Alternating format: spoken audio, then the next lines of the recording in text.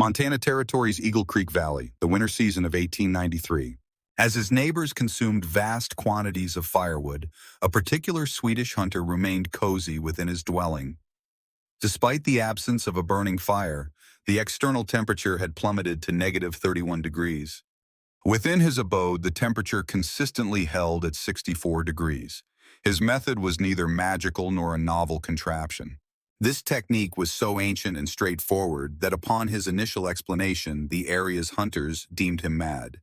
They ridiculed his enormous stone sleeping platform, scoffed at his meager wood supply, and foretold his demise by freezing. By the close of January, their predictions proved incorrect. What insight did this foreign-born hunter possess regarding thermal retention that seasoned Montana frontiersmen had entirely overlooked? Furthermore, why did the very individuals who scorned him dedicate the subsequent spring to dismantling their own dwellings to replicate his blueprint? This narrative recounts how age-old wisdom, once dismissed as unsophisticated superstition, demonstrated its superiority as an engineering solution in the most severe environments conceivable. Should you be keen on effective historical survival methods, please press the like button, subscribe, and leave a comment indicating your viewing location. Originating from Eagle Creek Valley, Montana Territory.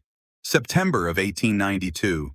The reverberation of a pickaxe hitting solidified ground resonated throughout the valley, while Lars Vikström excavated the floor of his recently constructed dwelling.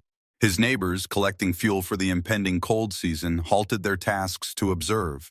The sight before them defied logic. Vikström was not strengthening his base. He was not excavating a subterranean storage area for roots. He was digging a rectangular depression. Its dimensions were 6 feet in length and 4 feet in width. This was precisely the location designated for his sleeping area. Moreover, he was delving profoundly, almost 3 feet into the dwelling's flooring.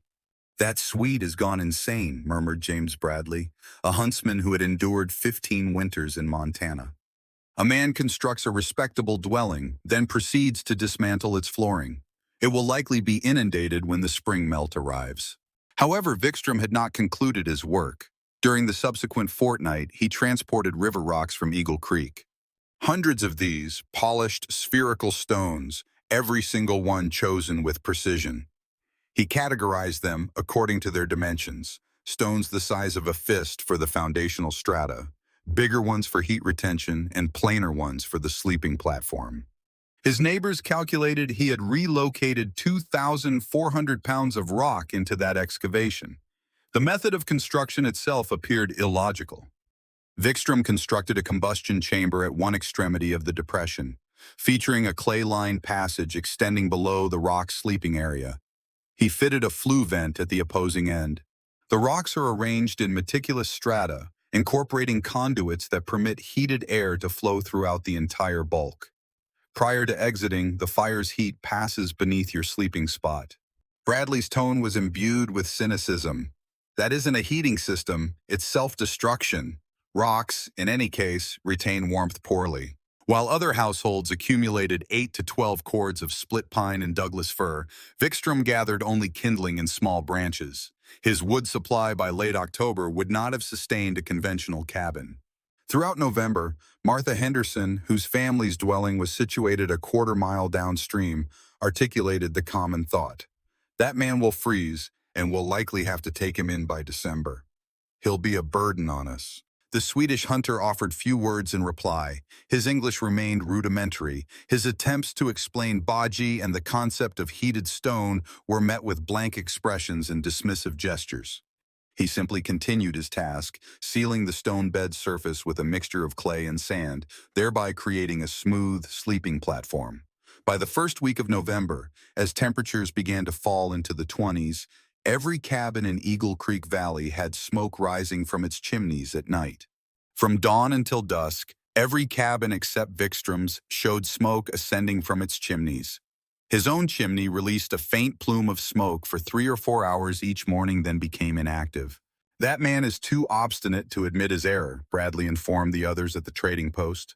"Mark my words, before Christmas, we will discover him frozen solid on that foolish stone bed of his. What none of them comprehended was that Vikström had dedicated every morning of October and early November to heating that substantial stone mass with hours of intense fire daily, progressively elevating the temperature of 2,400 pounds of river stone. This technique demanded patience, a quality rarely afforded by frontier pragmatism. The true challenge was approaching, and it would manifest sooner than anyone anticipated. In northern Sweden during the winter of 1867, 25 years prior to Eagle Creek, a 12-year-old Lars Wiklund had huddled inside a goatee, observing Sami reindeer herders as they prepared for an impending storm. The external temperature had already dropped below zero. Inside the traditional dwelling, an elderly herder named Niels was constructing a fire. Not within a hearth, nor in a stove, but beneath a massive bed of stones. "The fire is temporary," Niels had clarified in Swedish, his weathered hands arranging kindling with practiced efficiency. "The stone is permanent. Fire provides warmth for hours. Stone provides warmth for days." Young Lars watched as the herders warmed the stone sleeping surface for the entire afternoon. As darkness descended and the fire was permitted to die out, the stones continued to radiate heat. The family slept directly on the warmed surface, separated only by layers of reindeer hide. Throughout a blizzard that persisted for 3 days, they reignited the stones only once. Niels referred to it as baji, the heated bed, a method the Sami had perfected over centuries of Arctic survival.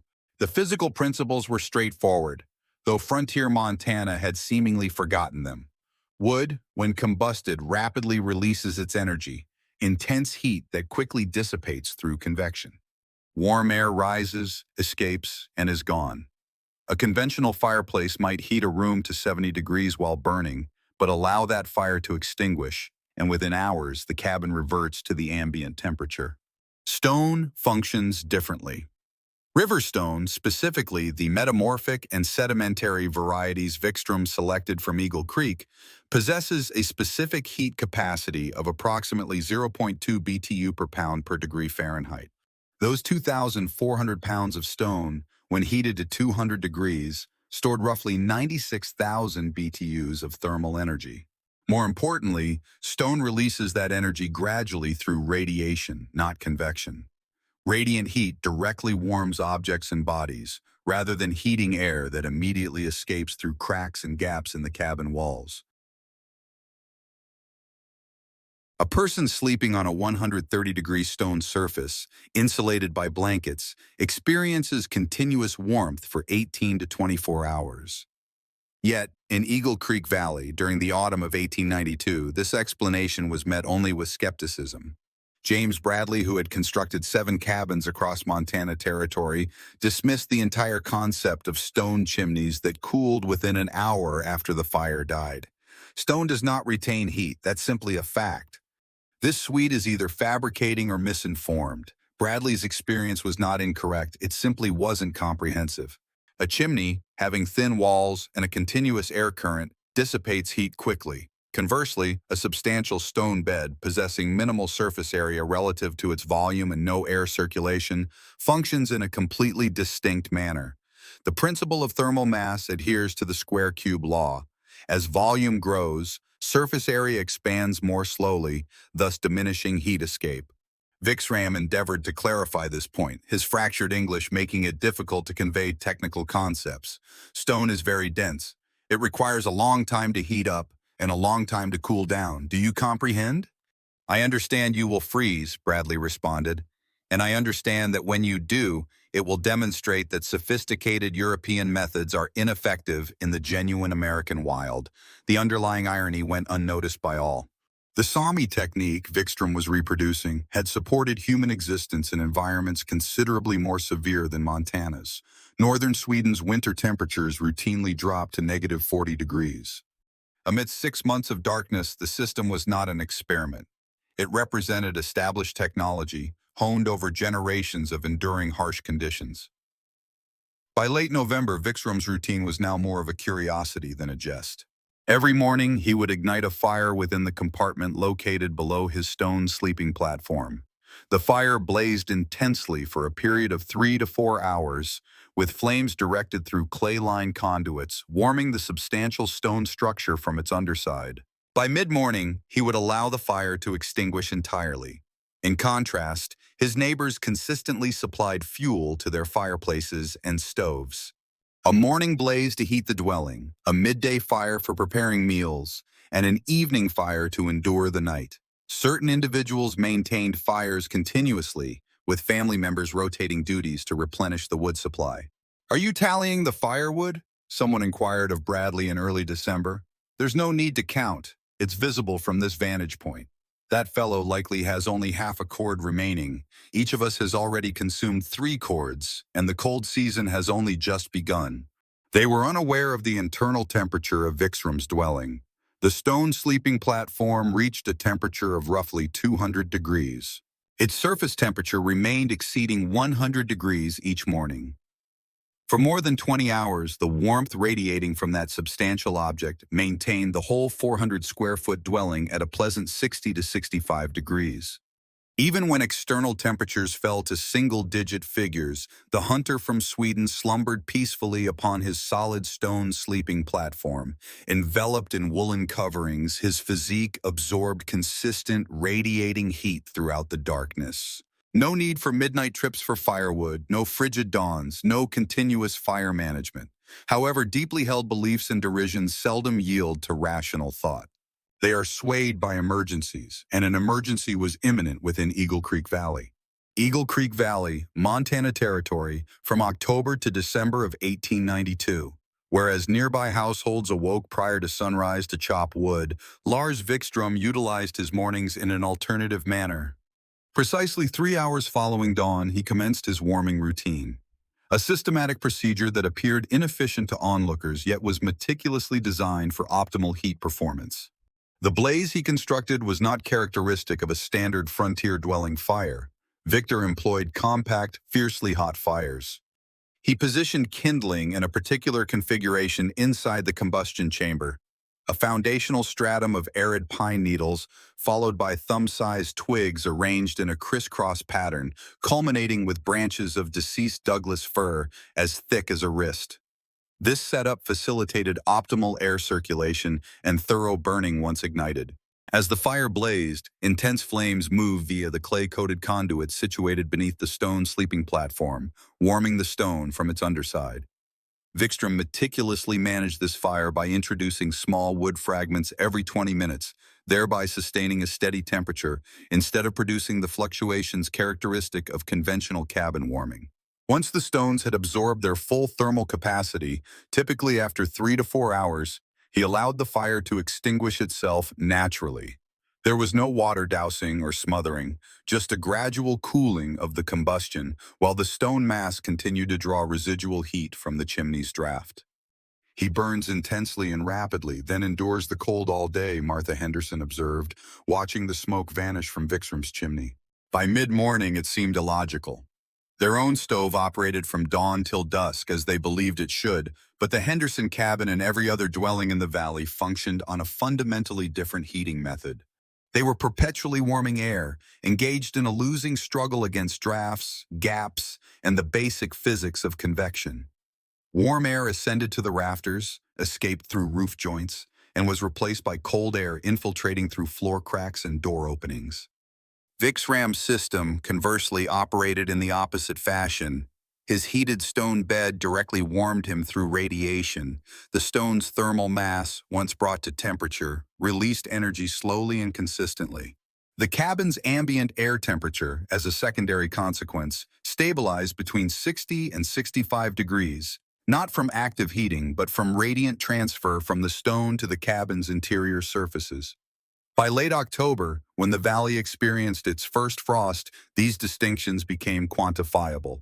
James Bradley's household consumed approximately 40 pounds of firewood daily to maintain comfort within their cabin. The Henderson family, utilizing a less efficient fireplace, expended closer to 60 pounds each day.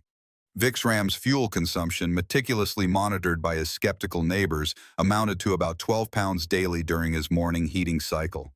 "He's adding more fuel," Bradley insisted. He likely possessed a hidden supply no one had discovered, or perhaps he was incinerating furniture when unobserved, yet the calculations were irrefutable. By the beginning of December, Bradley's store of firewood had decreased by roughly 2 cords. The Hendersons had depleted nearly 3 cords. Vixrom, in contrast, had utilized merely a third of a cord, and his modest stack of kindling and small branches seemed virtually undisturbed. The Swedish hunter's daily schedule had grown entirely foreseeable, rising before daybreak, igniting the morning fire at dawn, and maintaining it for 3, occasionally 4, hours. If overnight temperatures had fallen below freezing, he would then allow the fire to extinguish itself, dedicating the remainder of the day to hunting, trapping, or performing cabin upkeep. He would sleep comfortably warm on the stone bed throughout the entire night. This meant no late-night excursions for firewood, no frigid mornings spent anticipating the cabin's warmth, and an absence of the continuous fire management that typically confined frontier families to their residences.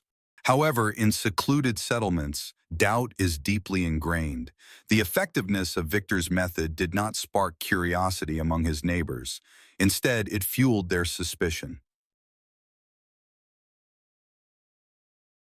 One individual proposed, "You're aware of how those Europeans are.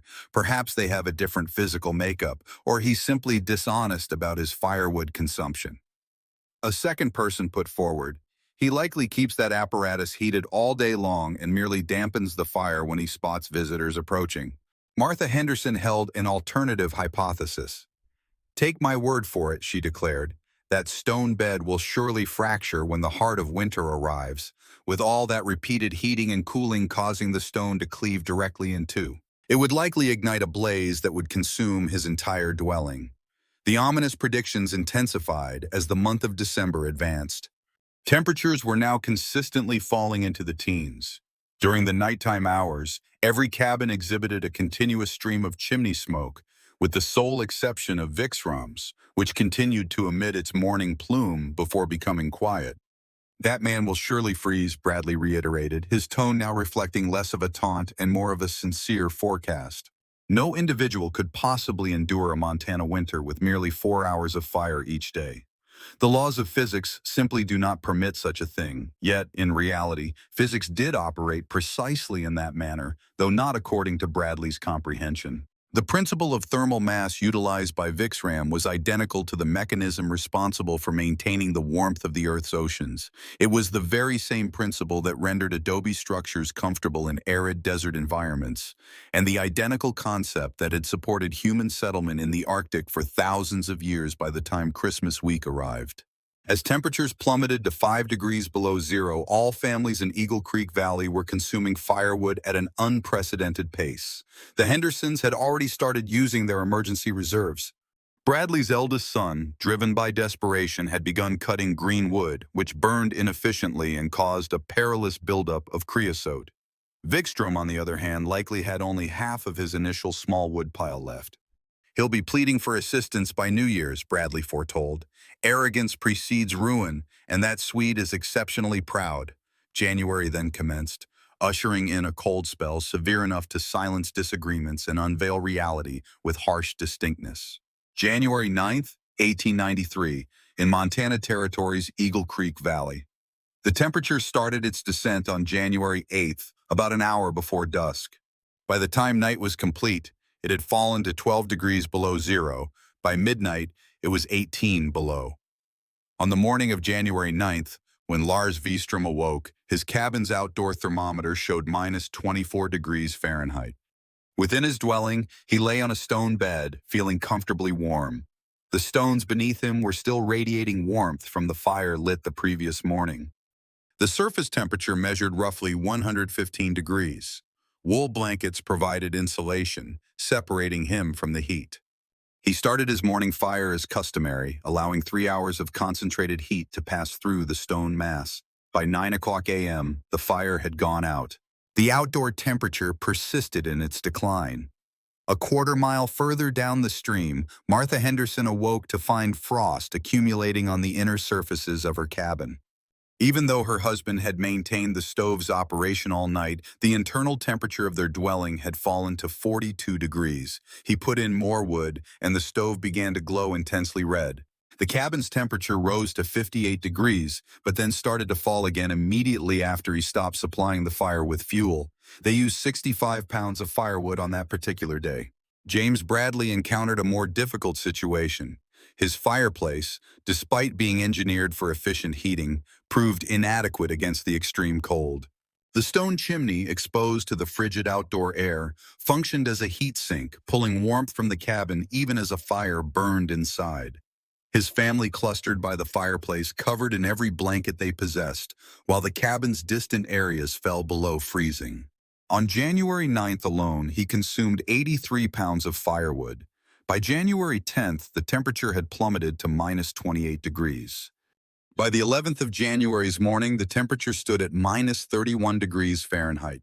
That's negative 35 degrees Celsius. The intense cold caused painful breathing, froze saliva before it touched the ground, and transformed poorly heated cabins into deadly hazards. That winter, 11 families resided in Eagle Creek Valley. A real emergency confronted 10 of these families. Their consumption rates had initially doubled, then subsequently tripled. The Henderson household was now consuming 90 pounds of firewood daily, and their cabin still struggled to reach 55 degrees. Bradley's fireplace used more than 100 pounds of wood each day, maintaining a bearable temperature only in the immediate hearth area, while the rest of the cabin stayed dangerously cold. Children slept clad in multiple layers, pressing against their parents for body heat. Inside, water pails froze solid, and food supplies incurred frost damage. Families were left drained by the incessant fire tending, working in shifts throughout the night to keep the fires alive and prevent temperatures from dropping sharply. Then on January 13th, an event unlike any before unfolded. John Miller, whose dwelling was closest to Vic's drums, observed an improbable occurrence. The time was 7 o'clock in the evening. The external temperature stood at negative 29 degrees. Miller's dwelling, even with a vigorous blaze, showed a reading of 53 degrees. No smoke had emerged from Vikstrom's chimney since 9 a.m. that day, signifying 10 hours without a fire. Miller donned a buffalo hide overcoat and proceeded 100 yards to the Swedish hunter's residence. Miller rapped on the door. Vikstrom responded without delay, clad in a plain wool shirt and pants. "You're not even trembling. Is your fire lit?" Miller inquired. "Only a morning fire. Is that right? May I step inside for just a moment?" Vikstrom moved out of the way. The heat instantly enveloped Miller. It wasn't the arid, fierce warmth of a blazing hearth, but rather a constant, pervasive heat. He consulted his portable thermometer. The reading was 64 degrees Fahrenheit.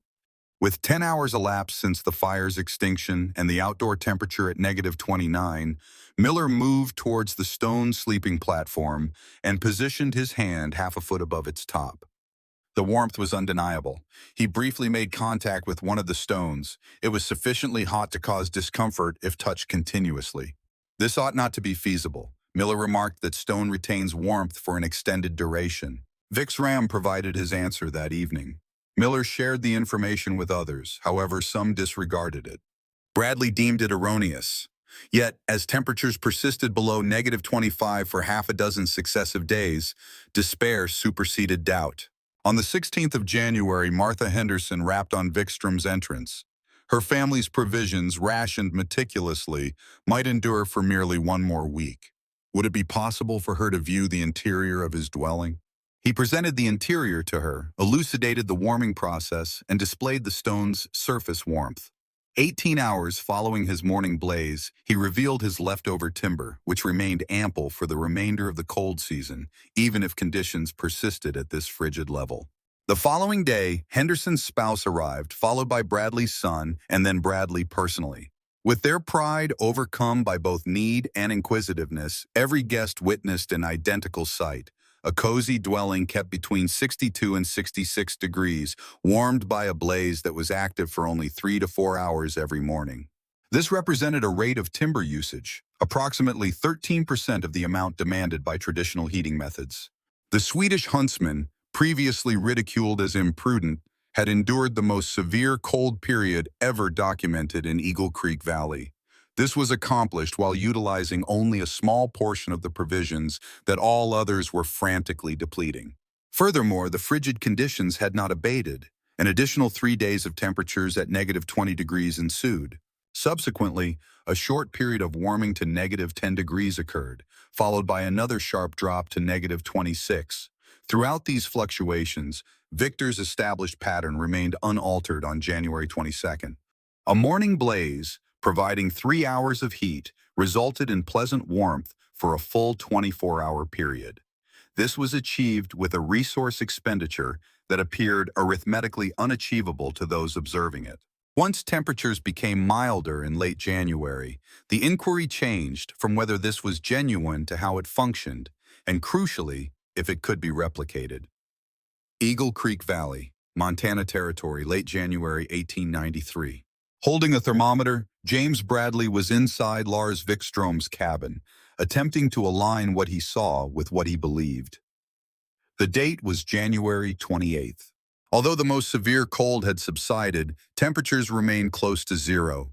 Vikstrom's morning fire had extinguished itself 6 hours prior. The cabin's internal temperature registered 63 degrees. Bradley requested, "Reveal the fire chamber to me." Vikstrom removed the wool covering from one side of the stone sleeping surface, exposing the entry point. Bradley examined the interior using a lantern. Upon touching it, the fire chamber felt cold. There were no concealed coals nor any lingering embers. There was no concealed heat source, only channels lined with clay and river stones. Bradley positioned his hand on the bed's sleeping area. The stone felt warm, around 110 degrees Fahrenheit. This contradicts all my knowledge of heating 6 hours after the fire went out. Bradley acknowledged no contradiction. Vikstrom responded, merely a different comprehension.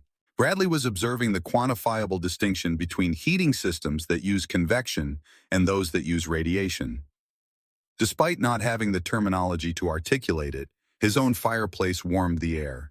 This warm air ascended, exited, and was then supplanted by cooler air. To keep his cabin at 65 degrees, he required constant burning in an unending loop, a fire that never ceased. Vikstrom's setup, however, warmed solid material. The stones absorbed heat energy during the morning blaze, subsequently releasing it gradually via radiation. Instead of rising and dissipating, the warmth emanated universally, heating the interior surfaces of the cabin, which then regulated the air temperature. The underlying calculations, while beyond either man's precise ability to determine, were remarkable. During the January cold spell, Bradley's constantly burning fireplace used about 90 pounds of Douglas fir each day. This amount would hold approximately 630,000 BTUs of stored energy. His poorly insulated cabin, experiencing continuous air circulation, needed around 550,000 BTUs every day just to achieve minimal warmth.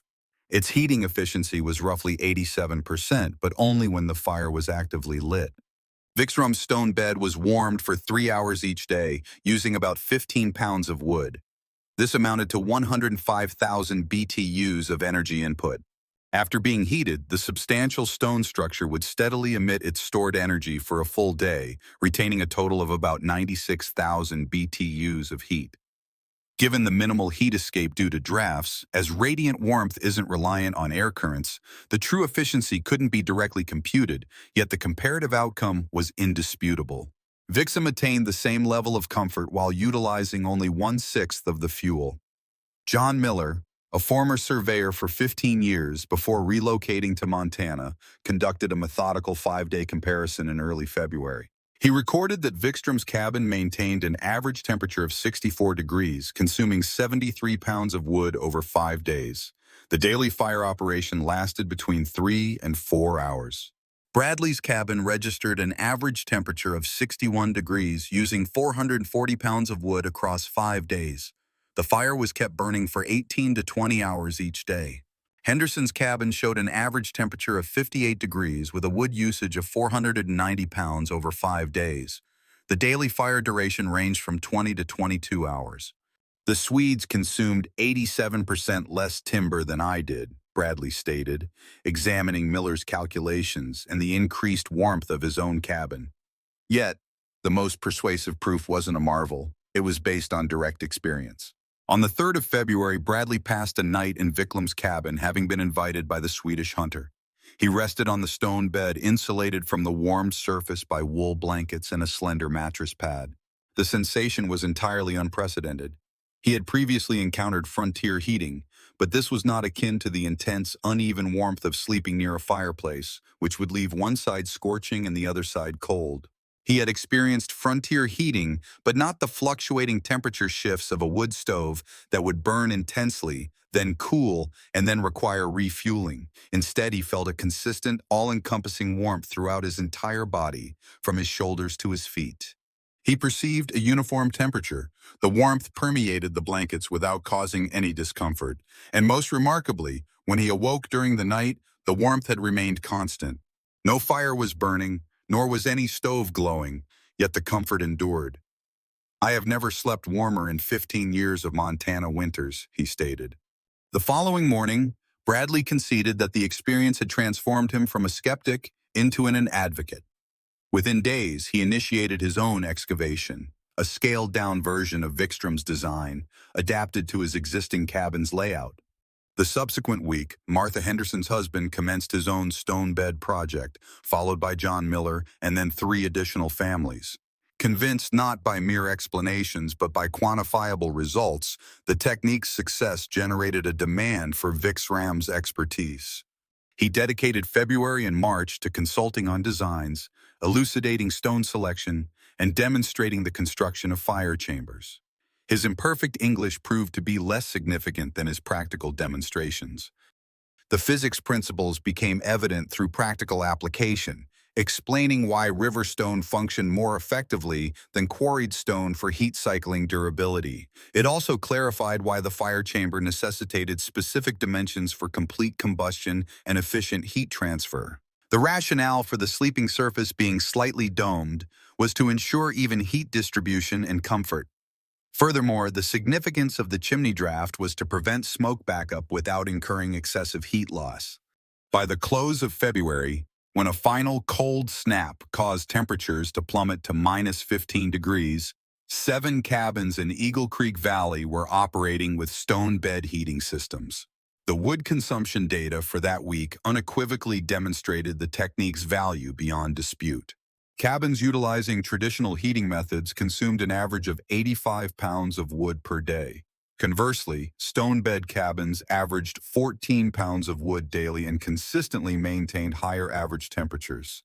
The transformation was not solely practical, it was also psychological. Families who had previously spent winter as captives to their fireplaces, ensnared in exhausting cycles of wood cutting, fire tending, and constant apprehension about fuel supplies, suddenly experienced the frontier winter in a different manner. They were able to let their fires die down. They could sleep soundly through the night without needing fire duty shifts. They could also venture outdoors for hunting or trapping without the concern of returning to frigid cabins. Once heated, the stone beds offered a thermal security that conventional heating simply could not rival. Bradley, standing within his own partially completed stone bed installation in early March, shook his head with reluctant respect. "I referred to this man as a fool," he confided to Miller. "I told everyone that his European methods would not endure a true American winter. It turns out the only fool here was myself and everyone else who believed frontier experience superseded centuries-old knowledge." This admission represented more than mere personal humility. It signaled a fundamental alteration in how the Eagle Creek Valley community understood heating survival. It also highlighted the value of techniques that seemed peculiar solely because they were unfamiliar. The Swedish hunter, who had been ridiculed 6 months prior, was now the valley's most highly sought-after consultant, and the peculiar technique that had invited scorn had proven its worth through the most honest judge possible, winter itself, in Eagle Creek Valley. Montana Territory, spring 1893 to 1897. The spring thaw of 1893 arrived in late March, and with it came a transformation that extended well beyond melting snow. Currently, 7 cabins in Eagle Creek Valley are equipped with stone bed heating systems, with an additional 4 presently under construction. The method, which had drawn scorn the prior autumn, had transformed into the valley's most widely discussed advancement. Lars Wiklund, a Swedish hunter who had faced months of derision, suddenly experienced an unforeseen surge in popularity. Families residing in adjacent valleys, upon learning of the seemingly impossible yet cozy cabins warmed with very little firewood, undertook trips to Eagle Creek for personal verification. James Bradley, previously one of the loudest doubters, had now become an improbable proponent. He guided guests to his personal dwelling, displaying his partially finished stone bed setup and presenting fuel usage figures with the fervor characteristic of someone newly convinced. During the previous winter, I consumed 4.5 cords of wood, Bradley informed a family from Bitterroot Valley in April of 1893. Vixom, in contrast, used perhaps half a cord within the identical valley and under the same temperature conditions, yet his cabin was warmer. These figures are undeniable. However, the enduring impact of the stone bed method surpassed mere fuel economy. This system profoundly transformed the way pioneer families navigated winter's challenges. Martha Henderson chronicled her family's initial winter utilizing a stone bed system between 1893 and 1894.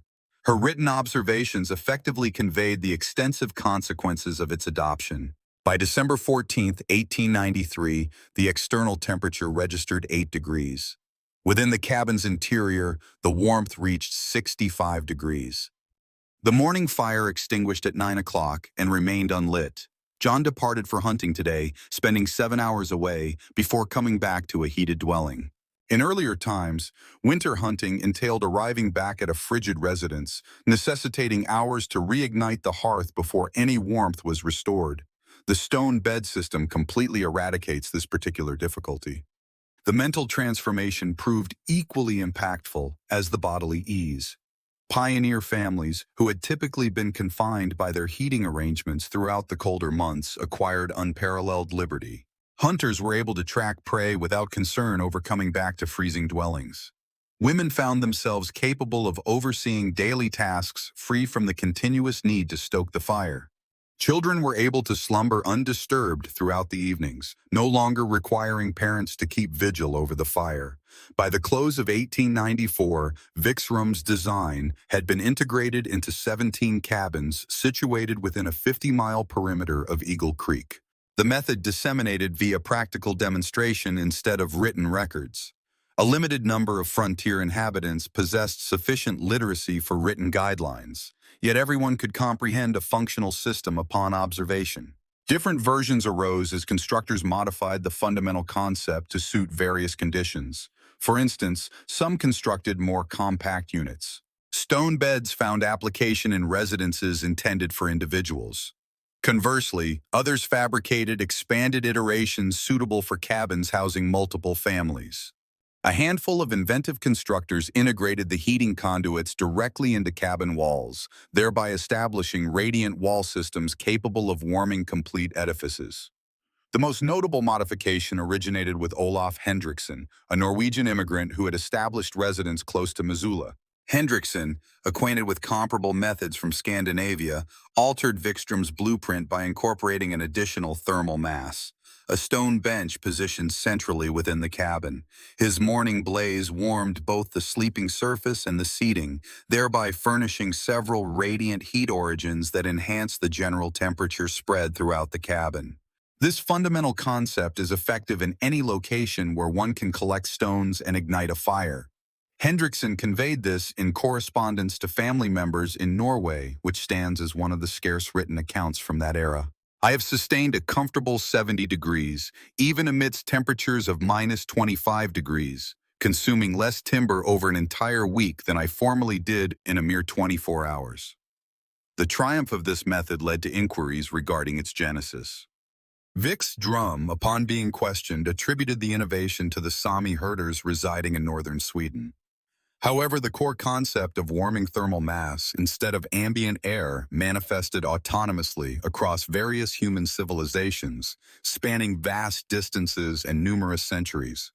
For more than 2 millennia, Korean ondol systems directed heat from fires under stone or clay flooring, warming whole residences via radiant energy. Roman hypocausts employed comparable methods for public bathhouses, as did Japanese irori hearths, indigenous American heated rock practices, and even specific types of Russian ovens. Each utilized thermal mass to achieve effective warmth. What early American settlers had disregarded as strange or unsophisticated was, in fact, advanced engineering, demonstrated across varied environments and perfected over numerous eras. The winter season of 1896-1897 offered conclusive proof. That period experienced prolonged frigid conditions comparable to those of 1893. Sub-zero temperatures persisting for long durations created harsh weather that challenged all heating setups. The cabins featuring stone beds, which now exceeded 30 in number across western Montana, functioned precisely as the method guaranteed. Households remained comfortable using very little wood, whereas nearby residents contended with standard heating solutions. By the spring of 1897, the stone bed approach had gained an unusual level of acceptance within frontier society: total adoption. What started as an individual's peculiar method had evolved into common procedure. This was an innovation that appeared self-evident in hindsight, yet groundbreaking at the time. Lars Wiklund, previously labeled foolish for digging up his cabin floor half a decade prior, earned a distinct form of acknowledgement. Upon his passing in 1904, not due to the cold but a hunting mishap, his death notice in the Missoula paper contained this phrase: "The Swedish huntsman who instructed Montana on enduring winter through sagacity instead of timber." The stone bed method endured in isolated Montana dwellings deep into the 20th century, even after commercial heating units became accessible. Certain households kept their stone beds, acknowledging that this age-old technique offered a level of comfort unattainable by contemporary amenities. Several of these setups continued to operate into the 1940s. The wider implication went further than just heating effectiveness. The events in Eagle Creek Valley illustrated a recurring theme observed across human civilization. This involved the rejection of ancestral wisdom as unsophisticated, succeeded by a crisis-induced rediscovery, and then a reluctant acknowledgement that old methods frequently contained advanced comprehension. The Sami herders, who had mastered the bogey for Arctic survival, were not primitive. They were engineers addressing intricate thermal challenges using accessible resources. The Korean constructors who devised ondol systems were not unsophisticated. They were pioneers, developing radiant heating that contemporary architectural design would subsequently reestablish and commend. And Lars Wiklund, the immigrant huntsman, ridiculed for his unusual building approaches, was not unwise. He possessed the foresight to understand that survival strategies honed over hundreds of years could hold valuable, enduring knowledge. James Bradley, contemplating the events in 1898, presented his personal insight. For 15 years in Montana, I believed I understood winter, yet it took a single Swede with a stack of rocks to reveal my ignorance. The key takeaway isn't related to warmth. It concerns the distinction between practical knowledge and sagacity. Practical knowledge is acquired through personal endeavor. Sagacity is the intelligence to absorb lessons from others, even if those individuals communicate imperfectly in English and engage in seemingly irrational actions. The rock beds found in Eagle Creek Valley symbolized more than just effective warmth. They embodied the type of knowledge exchange fundamental to constructing societies, the age-old insights of one culture adjusted for novel situations, addressing challenges that appeared insurmountable through traditional methods. Contemporary off-grid constructors are re-exploring thermal mass concepts in the 21st century, effectively recreating what the Sami, Koreans, Romans, and Lars Vikström were already aware of. Namely, that stone, when adequately warmed, offers a level of comfort that fire by itself cannot equal. That radiated warmth is superior to convected heat for human well-being. That utilizing the inherent characteristics of natural substances yields more favorable outcomes than opposing them. The peculiar method that maintained warmth in a hunter's dwelling throughout winter without requiring firewood was not strange whatsoever. It constituted engineering, time-honored, demonstrably effective engineering that functioned in 1893 and would still be effective now for anyone prepared to overlook its strangeness and perceive the underlying intelligence. The rock beds no longer exist, those particular setups having succumbed to the passage of time and the deterioration of cabins, yet the fundamental concept endures, awaiting each successive generation to unearth what previous generations never let slip. that optimal solutions frequently aren't novel creations, but rather established wisdom respectfully modified and thoughtfully implemented. Furthermore, within the records of Montana's historical archives, fuel usage data from 1893 indicated an 87% reduction in fuel for comparable comfort. This continues to unequivocally demonstrate in clear numerical figures what Lars Vikeland illustrated and what his community members ultimately grasped. To disregard ancestral wisdom as unsophisticated frequently exposes our own lack of understanding, not theirs. If this information was helpful, consider giving it a like. Sign up for additional ancient survival knowledge and leave a comment sharing which ancestral methods you believe contemporary constructors have overlooked. Let's ensure this wisdom endures.